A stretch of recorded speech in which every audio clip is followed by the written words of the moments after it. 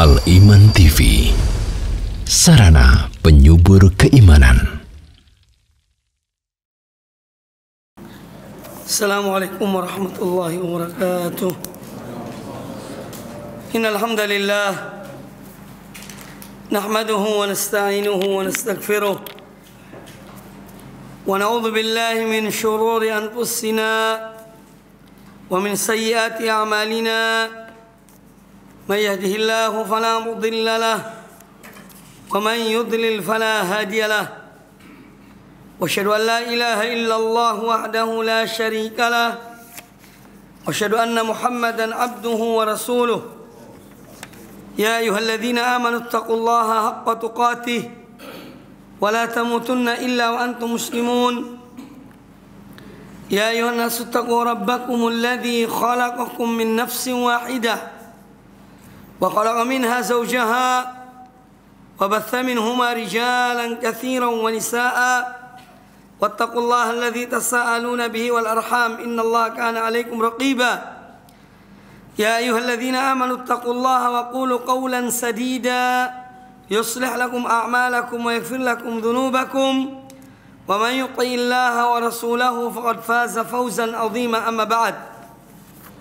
Kaum muslimin rahimakumullah, alhamdulillah, marilah kita melanjutkan pembahasan hadis-hadis Nabi sallallahu alaihi wasallam dari kitab Sahih At-Targhib At-Tarhib. Pembahasan kita terakhir yaitu hadis Abu Hurairah radhiyallahu anhu tentang warisan Rasulullah sallallahu alaihi wasallam, yaitu al-ilmu wal amal. Ilmu yang Allah wahyukan kepada beliau dan yang diamalkan oleh mereka yang mengamalkannya. Itulah warisan yang paling berharga, yang menjadi rebutan para ulama. Karena para ulama adalah warathatul anbiya. Para ulama adalah pewaris para nabi. Kemudian pada malam hari ini insyaallah taala kita akan memasuki bab yang berikutnya dari kitab Al-Ilm. Bab yang kedua, At-Targhib fi rihlati fi talabil ilmi. Bab tentang anjuran, sugesti, dorongan untuk pergi menuntut ilmu. Karena sebagaimana dikatakan oleh Imam Malik rahimahullah, atau diriwayatkan dari beliau mengatakan, al-ilmu yu'ta wa la ya'ti. Ilmu itu didatangi dan dia tidak mendatangi. Maka dari itu kita melihat dalam sejarah para ulama kaum muslimin, mereka mengadakan rihlah, perjalanan panjang dalam mencari ilmu, mencari hadis-hadis Nabi sallallahu alaihi wasallam.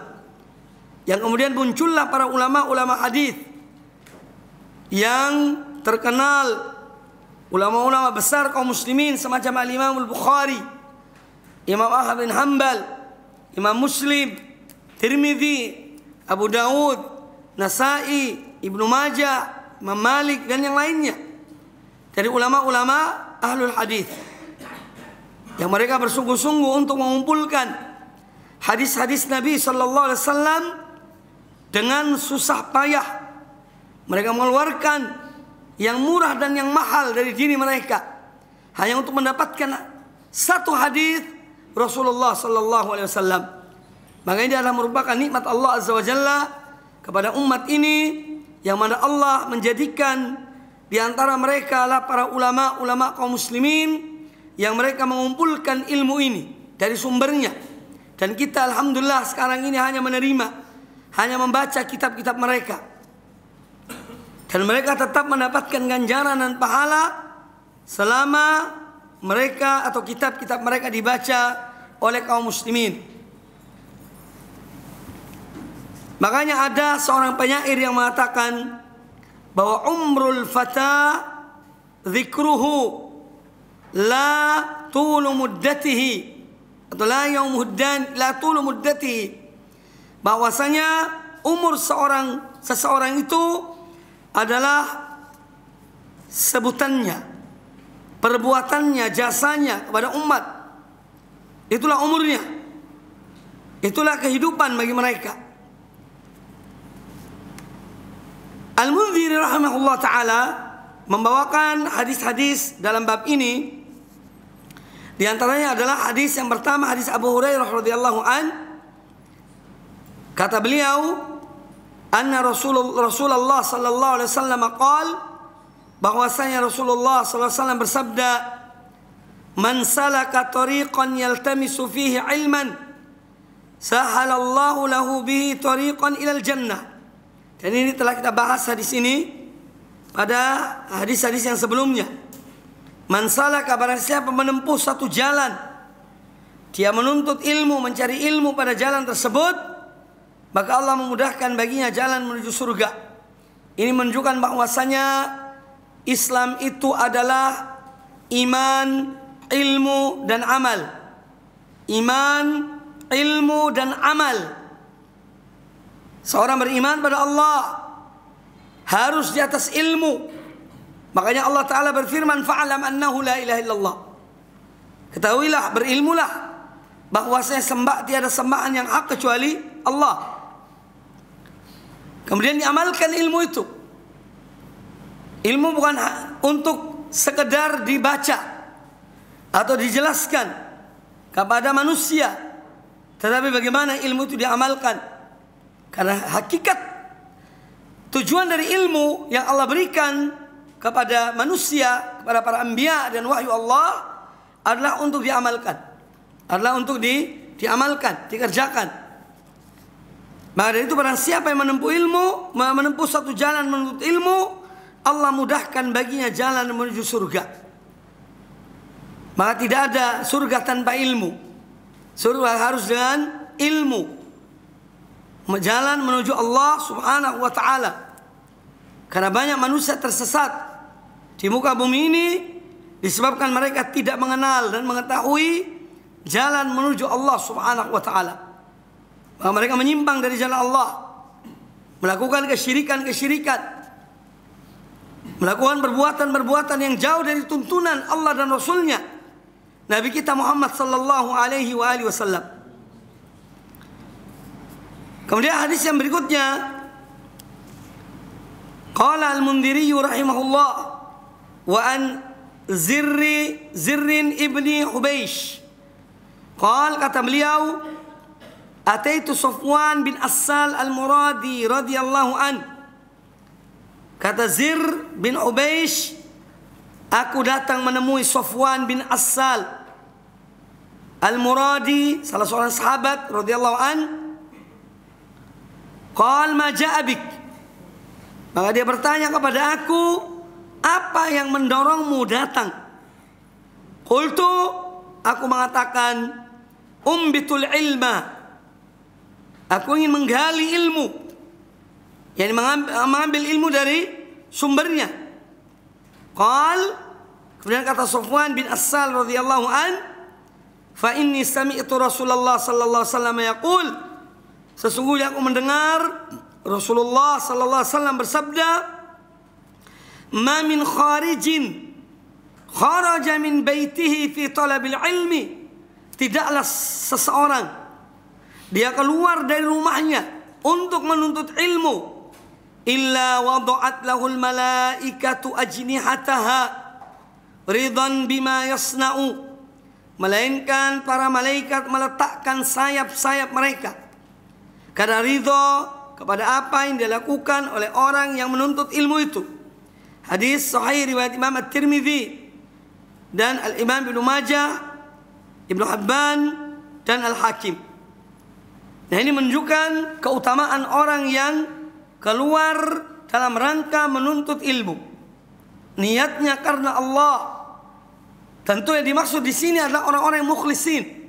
Yang ialah karena Allah Azza wa Jalla. Karena menuntut ilmu adalah salah satu ibadah yang paling utama di antara ibadah-ibadah.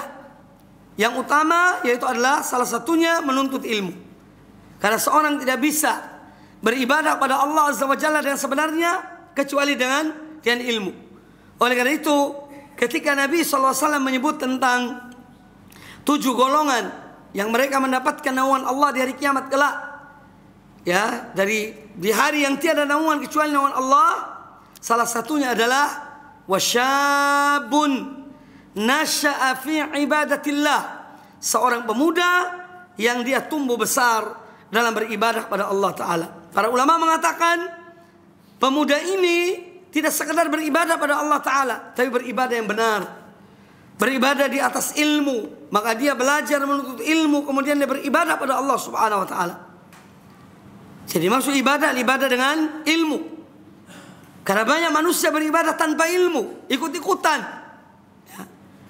Apa yang didapati dari orang tua mereka itu yang diamalkan. Hadza ma wajadna alaihi aba'ana. Inilah yang kami jumpai, yang kami dapati, yang kami warisi dari ayah-ayah kami, dari nenek moyang kami. Masa mereka salah? Masa mereka tidak ngerti? Masa mereka ingin menyesatkan kita? Itu semua adalah ucapan-ucapan yang menunjukkan suatu hal yang lemah, alasan yang tidak berdasarkan kepada suatu landasan. Dan itu yang diucapkan oleh orang-orang musyrikin di zaman dahulu, ketika mereka menyembah selain Allah, ketika mereka melakukan penyimpangan. Dan tatkala para rasul datang pada mereka, mengatakan pada mereka, mereka mengatakan, inilah yang kami jumpai, inilah yang kami dapati dari orang tua kami. Walaupun orang tua mereka berada dalam kesesatan, dalam penyimpangan. Kaum muslimin rahimani wa rahimakumullah, maka orang yang keluar menuntut ilmu untuk diamalkan ilmu itu dan ikhlas pada Allah Azza wa Jalla, inilah orang-orang mendapatkan ridho Allah. Ini pula yang diridhoi oleh para malaikat, sampai mereka datang di majlis itu untuk meletakkan sayap-sayap mereka karena ridho dengan para penuntut ilmu. Maka di sini menunjukkan keutamaan orang yang keluar menuntut ilmu. Dan ini bagian dari jihad fi sabilillah yang akan disebutkan pada hadis-hadis yang berikut ini.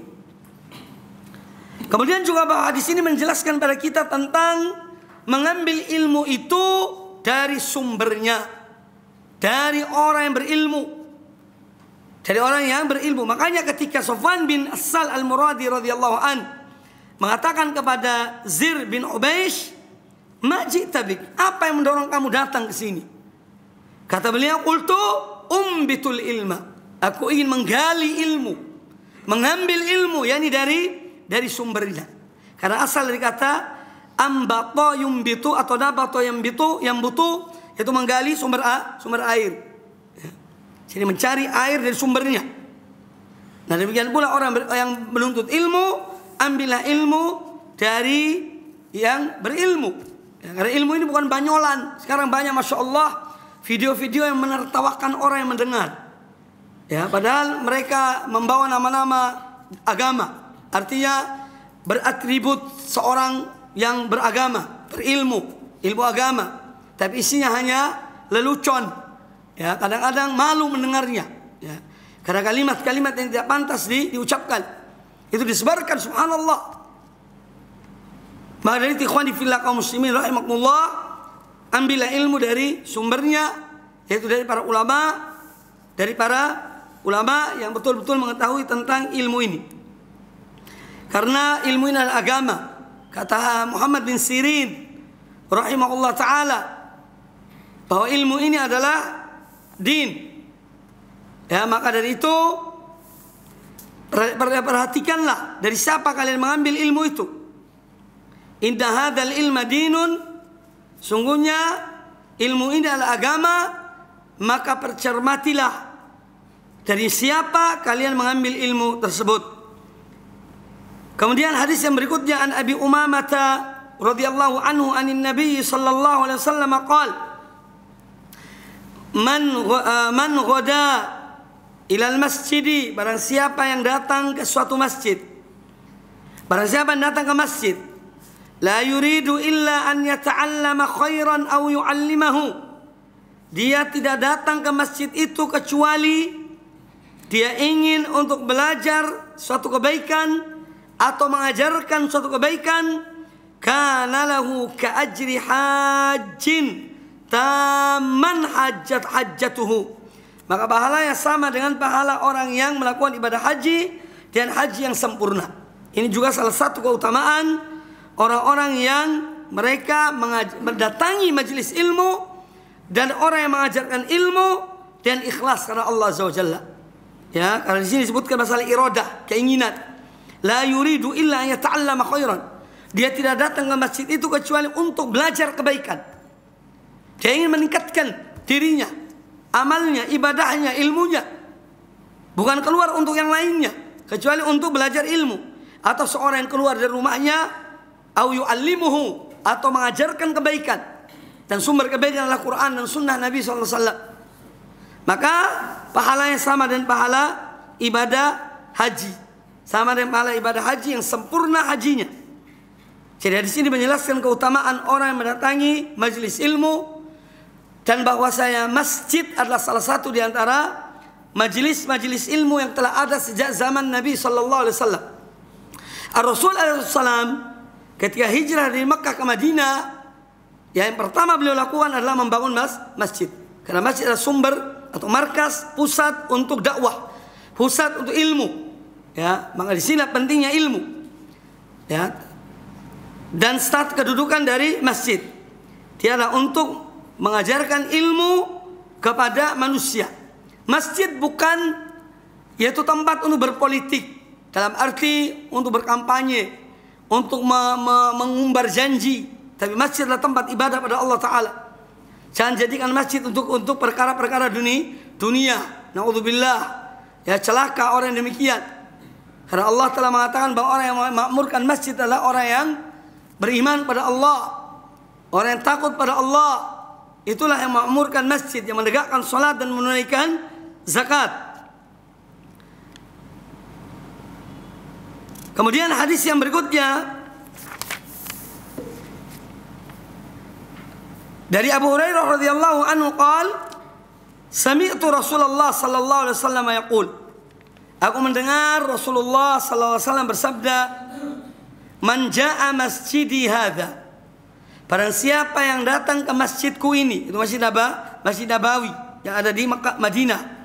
Man jaa masjidi hadza, barang siapa yang datang ke masjidku ini, lam ya'tihi illa li khairin yata'allamuhu, dia tidak datang ke masjidku ini melainkan untuk satu kebaikan yang dia pelajarinya, au yu'allimuhu, atau satu kebaikan yang ingin diajarkannya, yakni kepada manusia, fahuwa bimanzilatil mujahidina fi sabilillah, maka statusnya sama dengan orang yang pergi berjihad di jalan Allah. Bimanzilatil mujahidina fi sabilillah. Karena jihad itu sendiri ada dua macam jihad. Ada jihad bil ilmi wal qalami. Ada jihad dengan as-sayfi was sinan, berjihad dengan ilmu dan dengan menulis. Yang kedua adalah jihad dengan, yaitu dengan senjata. Dan jihad dengan ilmu ini adalah muqaddamun, didahulukan daripada jihad dengan persenjataan. Oleh karena itu Nabi SAW ketika diutus oleh Allah Ta'ala dan para Rasul sebelumnya, yang pertama kali mereka ajarkan adalah ilmu kepada umat mereka, kepada manusia. Musa bin Imran datang kepada Fir'aun, apa langsung angkat senjata? Tidak. Langsung menantang kekuasaan kafir? Tidak. Tapi dia mengajak Fir'aun untuk beriman kepada Allah Subhanahu wa Ta'ala. Dia menegakkan hujjah kepada Fir'aun, bukan langsung meruntuhkan kerajaan Fir'aun, tidak. Ya, tapi sampaikan hujjah, sampaikan ilmu kepada manusia, termasuk pada penguasa, yakni penguasa yang menyimpang dengan cara yang baik, seorang menyampaikan ilmu itu.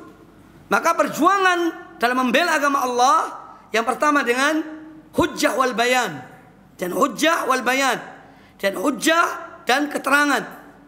Yang kedua adalah bisayfi was sinan, yaitu dengan pedang dan dengan tombak, artinya dengan senjata.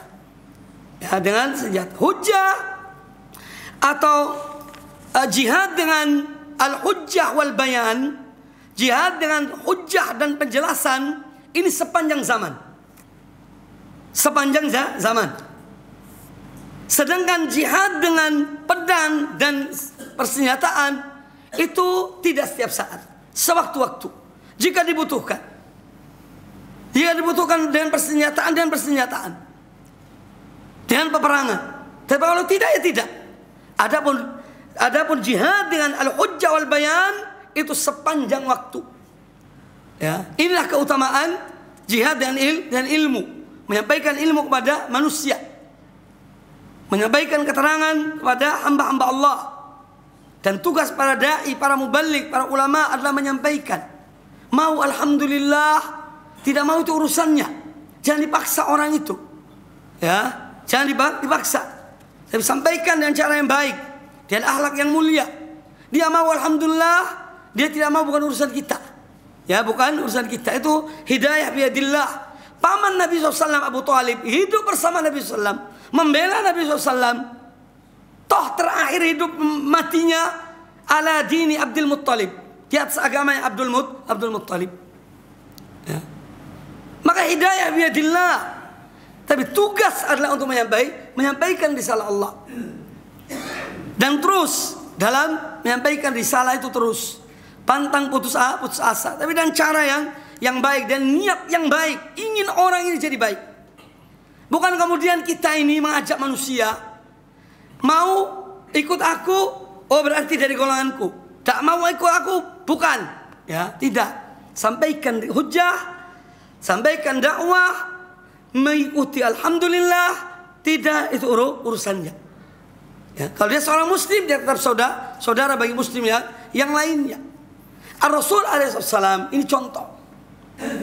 Ketika ada seorang pemuda Yahudi yang dalam keadaan sakit, beliau datang pada orang itu. Di situ ada ayahnya, ayah si Yahudi. Kata Nabi SAW kepada orang ini, kepada pemuda yang sakit ini, "Qul la ilaha illallah." Yani la ilaha illallah Muhammadun Rasulullah. Maka ketika dia melihat Rasulullah SAW yang menyuruh dia untuk mengucapkan kalimat tauhid, si pemuda ini melihat pada ayahnya. Ya, pemuda ini melihat pada ayahnya. Lalu kata ayahnya, dia sekarang minta, ya ayah kok setuju atau tidak? Aku ini memeluk Islam. Kata ayahnya, ati Abul Qasim, taati Abul Qasim. Maka dia mengucapkan 2 kalimat syahadat. Nabi SAW hanya datang sekedar untuk menjenguk orang ini. Dilihat ini kesempatan, ada hal yang baik diingatkan. Mudah-mudahan dia mendapat hidayah. Maka beliau mengajak anak muda itu, "Qul la ilaha illallah." Beliau tidak memaksa, tapi Allah beri hidayah pada pemuda ini. Maka seorang hammuhu, ya, kepentingan seorang dai itu menyampaikan risalah Allah, bukan memaksa. Ya. Atau pro dan kontra. Kalau ikut aku, pro aku, golonganku, aku bela. Kalau tidak, tidak. Ya. Tapi seorang dai mempunyai jiwa yang besar, menyampaikan risalah Allah. Seorang itu ikuti atau tidak itu urusannya. Ya, tapi yang jelas harus ada kemauan agar orang mendapatkan kebaikan. Inilah sifat yang dimiliki oleh Muhammad bin Abdullah sallallahu alaihi wasallam. Laqad ja'akum rasulun min anfusikum. Sungguh telah datang pada kalian seorang rasul dari golongan kalian. Yang kalian kenal betul siapa Muhammad itu. Hidup bersama kalian dan semua akhlaknya, kejujurannya, ya kebaikannya, kalian kenal siapa Muhammad itu. Apa sifatnya? Azizun alaihi ma anittum. Amat berat terasa olehnya penderitaan kalian. Dai harus begitu. Ya, dia sedih melihat orang menyimpang. Dia sedih ketika melihat orang melanggar peraturan, jadi peraturan Allah Subhanahu wa taala. Sehingga dia ada dorongan untuk mengajak kepada kebaikan. Makanya Nabi sallallahu alaihi wasallam itu sifatnya di antara yang disebut oleh Allah taala azizun alaihi ma anittum. Sangat berat penderitaan beliau, sangat berat terasa oleh beliau akan penderitaan kalian. Beliau tidak mau umatnya menderita. Ini harus modal yang dimiliki oleh seorang dai. Bukan kemudian senang orang menyimpang, fulan jatuh terjerumus dalam kesesatan. Alhamdulillah, itu bukan dai, jangan jadi dai. Kalau senang orang itu menyimpang, tertawa bertepuk tangan, tidak usah jadi dai. Duduk di rumah, sholat tiba waktu, ya bantu istri, cari makan lebih baik. Seorang dai harus punya jiwa. Aku tidak mau saudaraku yang terjerumus dalam kesesatan. Aku ingin selamatkan dia. Ya, ajak dia dengan cara yang baik dan akhlak yang mulia. Makanya maka Rasulullah SAW itu contoh nyata. Alaihi salatu wassalam. Beliau sampai akhir hayat dari pamannya, beliau ingin agar paman ini selamat. Ya. Tidak ada dalam diri beliau, sudahlah kalau memang ini kan takdir Allah, ya kalau mati dalam keadaan kufur ya kufur, syirik ya syirik, tapi tetap beliau berupaya sampai akhir hidupnya. Ini dakwah para nabi. Nuh alaihissalam 950 tahun berdakwah, mengajak manusia kepada tauhid, sampai perjuangannya agar anaknya selamat itu sampai akhir dari kehidupan itu. Anaknya, wahai anakku, kata Nabi Nuh alaihissalam, irkam ma'ana, ayo naik bersama kami. Kata anaknya, tidak ya ayahku, aku akan cari gunung, tempat yang tinggi yang akan melindungi aku. Kata Nabi Nuh, tidak ada pelindung pada hari ini, ayo naik bersama kami. Jadi harus ada upaya maksimal bagaimana orang itu tidak sesat. Jangan orang baru menyimpang sedikit, satu kata keluar, ya, wah ini keluar dari manhaj, keluar dari akidah, keluar dari Islam. Ya, nah, bukan begitu dai itu. Ya, bukan begitu. Ini yang pertama. Jadi menghendaki seorang menjadi baik. Seorang itu merasa tidak nyaman kalau orang saudaranya itu sampai menderita. Sifat yang kedua ini dimiliki oleh Nabi SAW. Dasar sifat yang pertama tadi itu mendorong beliau untuk apa? Harisun alaikum bil mu'minin. Karena beliau tidak mau saudaranya menderita, kaumnya menderita, umatnya menderita, maka beliau harisun alaikum bil mu'minin. Siang dan malam beliau terus berupaya bagaimana kalian beriman pada Allah Subhanahu wa taala. Dua sifat ini harus dimiliki. Raufun Rahim, pengasih dan kasih sayang, penyayang pada umatnya, itu sallallahu alaihi wasallam. Ya. Adapun selebihnya urusan, yang penting kita ada keinginan bagaimana orang yang jadi baik. Ya. Bagaimana orang yang jadi baik mendapat hidayah, satu nikmat dari Allah Subhanahu wa taala. Adapun hidayah biadillah, Allah memberikan hidayah, bukan kita. Kita bertugas menyampaikan risalah Allah kepada manusia, menyampaikan yakni ajaran dari Allah dan Rasulnya kepada manusia, mengajak mereka, bukan menertawakan ketika ada orang celaka, tidak, ya, tidak, tetapi berupaya untuk menyelamatkan sedapat mungkin. Adapun selesai itu kalau dia tidak menerima, itu urusannya, bukan urusan kita. Ya.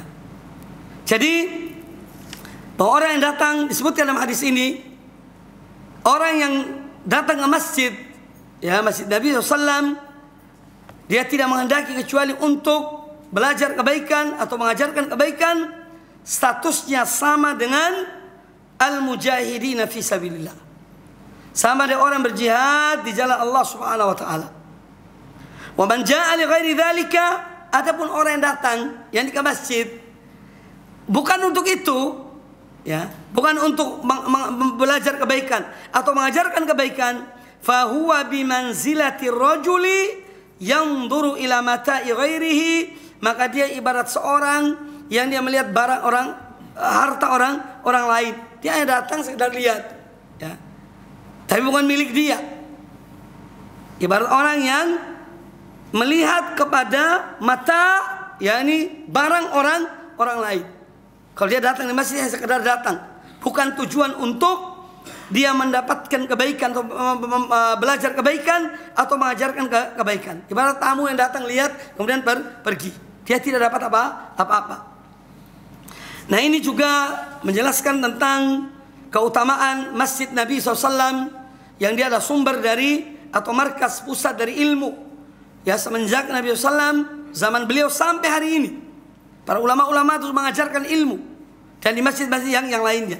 Kemudian juga hadis ini menjelaskan pada kita tentang keikhlasan dalam menuntut ilmu atau mengajarkan ilmu, dan keutamaan orang yang menuntut ilmu, yang mendatangi majelis ilmu, sama dengan orang berjihad di jalan Allah Subhanahu wa taala.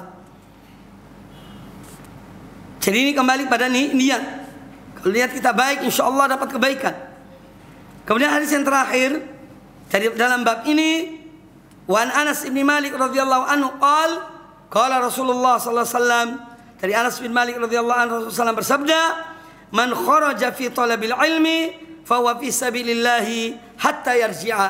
Barang siapa yang dia keluar untuk menuntut ilmu, maka dia berada di jalan Allah sampai dia kembali, yakni kembali dari menuntut ilmu.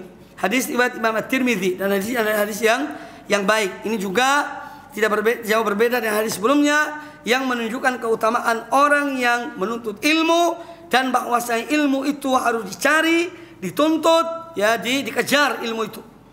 Ya, dan orang yang mengejar ilmu, belajar ilmu adalah sama dengan orang yang berjihad jalan Allah Subhanahu wa taala.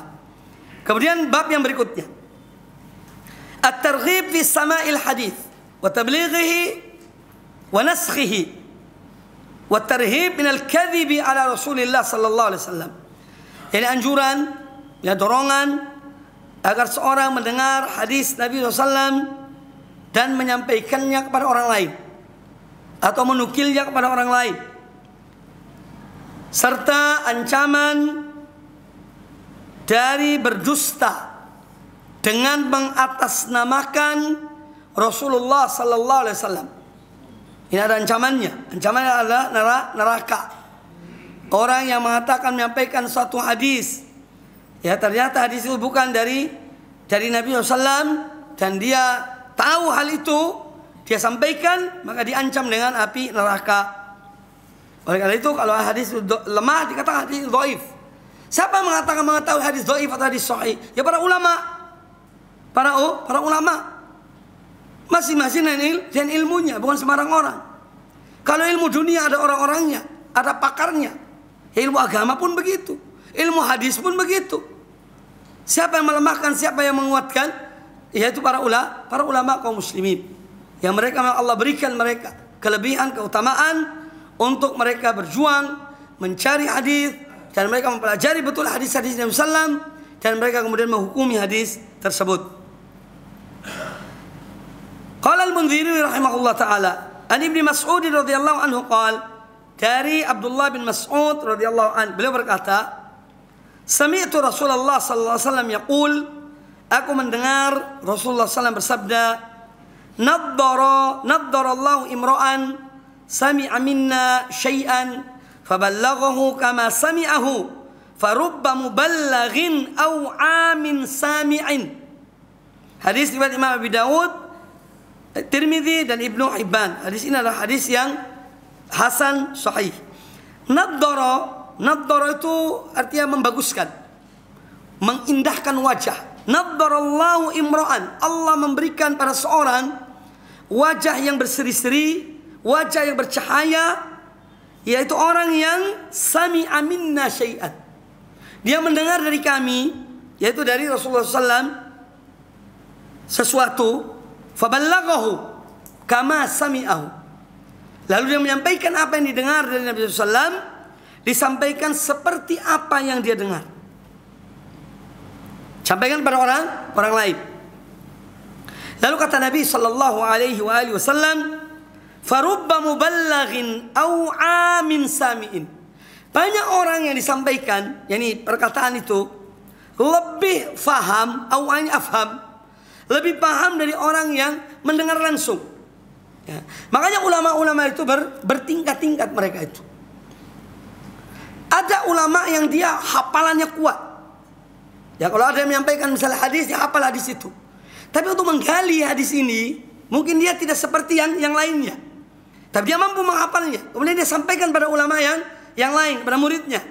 Nah, muridnya ini bisa jadi lebih mampu untuk menggali apa yang terkandung dalam hadis tersebut, lebih memahami hadis tersebut. Ini dimaksud oleh Nabi SAW, farubba muballighin aw 'amin sami'in. Ya, banyak orang yang mereka disampaikan hadis itu, mereka lebih faham daripada orang yang menyampaikannya. Di dalam riwayat yang lain, kata Nabi sallallahu alaihi wasallam, rahimallahu imra'an, Allah merahmati seseorang sami'a minna syai'an, yang mana dia mendengar dari kami sesuatu, faballaghahu kama sami'ahu, lalu dia sampaikan sesuai dengan apa yang dia dengar. Artinya min ghairi ziyadatin wala nuqsan, dia tidak menambah dan dia tidak mengurangi. Farubba muballighin au amin sami'in. Karena banyak orang yang disampaikan lebih paham daripada orang yang mendengar dan yang menyampaikan. Nah, hadis ini menunjukkan keutamaan ulama hadis. Dan ketika Nabi SAW mengatakan sami'a minna, ya, Allah memberikan cahaya, memberikan keindahan pada wajah orang yang dia mendengar dari kami. Minna di sini para ulama mengatakan ay min Rasulillah sallallahu alaihi wasallam wa min ashabihi. Yang mereka dengar dari Rasulullah SAW dan dari para sahabat beliau, ya, dan dari para sahabat beliau. Kemudian dia sampaikan kepada yang lainnya. Maka Allah memberikan cahaya, memberikan keindahan pada wajah mereka. Ini menunjukkan keutamaan ulama hadis dan keutamaan orang yang mendengar hadis. Dan dia kemudian menyampaikan kepada yang lainnya. Dan ini yang telah dicapai oleh para ulama-ulama hadis, ya, rahimahumullah ajma'in. Semoga Allah merahmati mereka semuanya. Mereka mendengar, kemudian mereka menyampaikan. Ya, dan ulama-ulama itu berbeda-beda dalam ilmu mereka, dalam pemahaman mereka.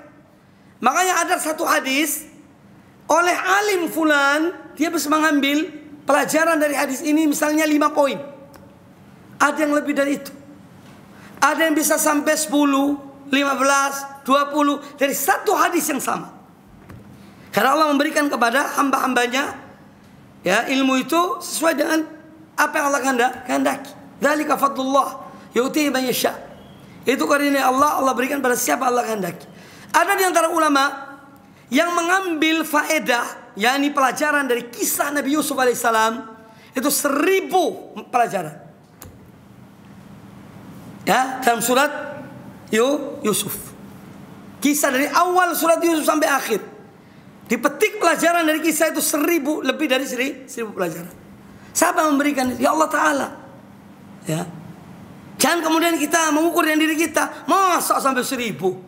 Siapa sih dia? Subhanallah. Ya, kita lihat diri kita, cermin. Ya. Ambil kaca besar, lihat. Jadi itu fadlullah. Karunia Allah berikan pada siapa yang Allah kehendaki. Siapa yang Allah kehendaki. Jadi makanya Nabi SAW diperintahkan oleh Allah Azza wa Jalla untuk mohon pada Allah tambahan ilmu. Wa qur rabbi zidni ilman.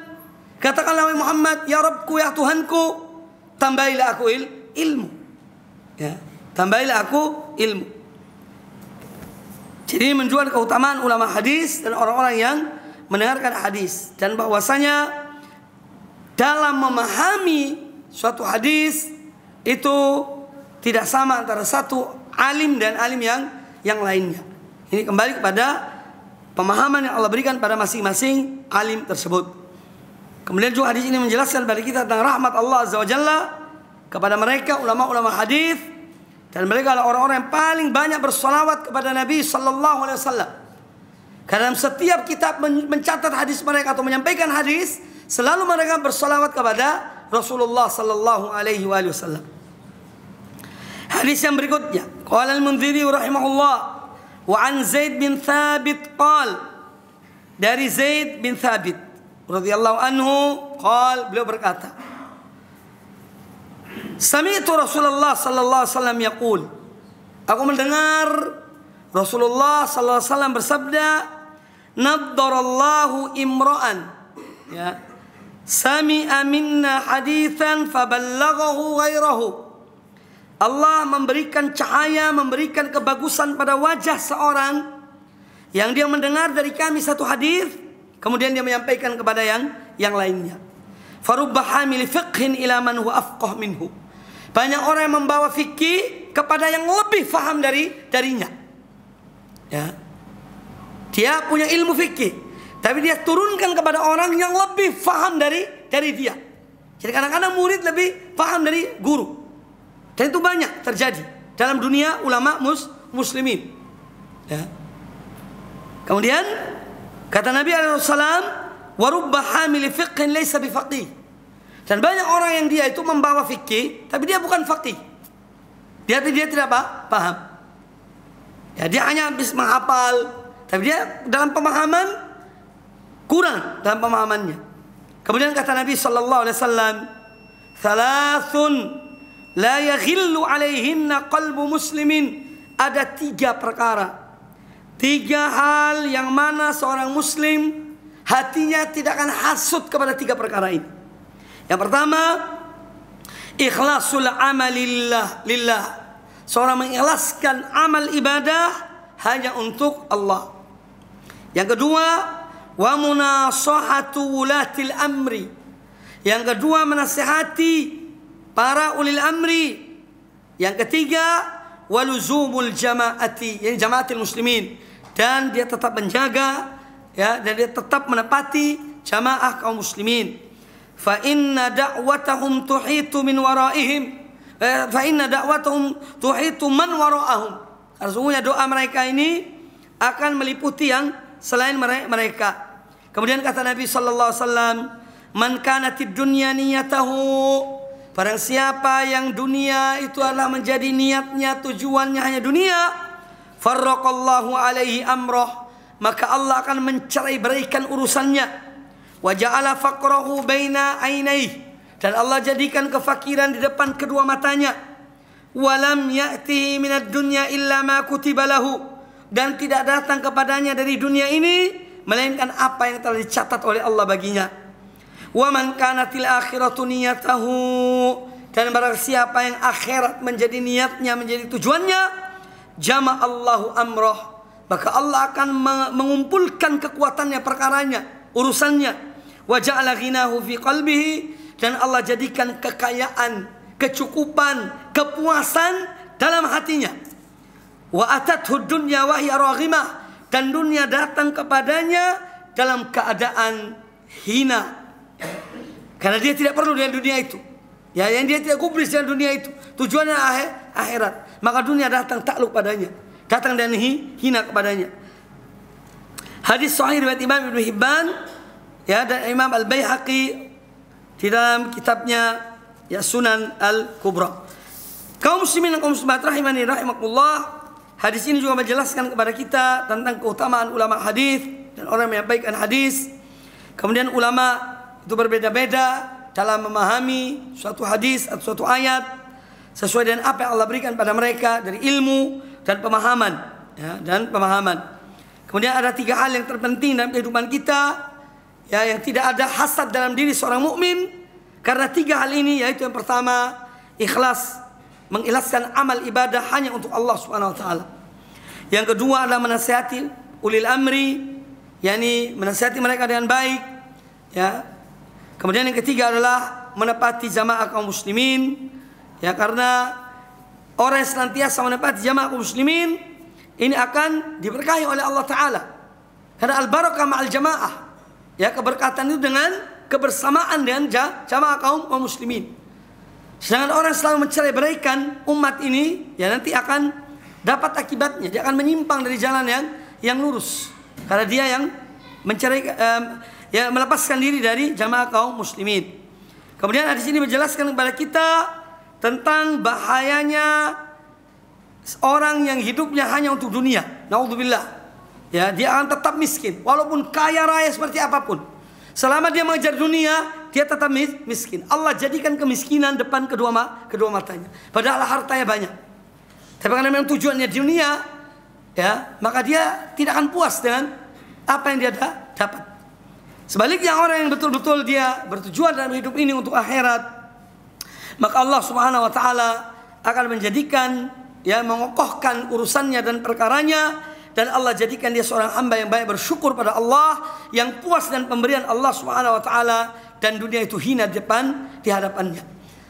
Demikian dapat disampaikan pada kesempatan yang baik ini. Aku qouli hadza, kurang lebih yang mohon maaf. Subhanakallahumma bihamdika, asyhadu an la ilaha illa anta, astaghfiruka wa atubu ilaik. Wa sallallahu wa sallam wa baraka ala nabiyyina wa ala alihi washabihi ajma'in. Assalamualaikum warahmatullahi wabarakatuh.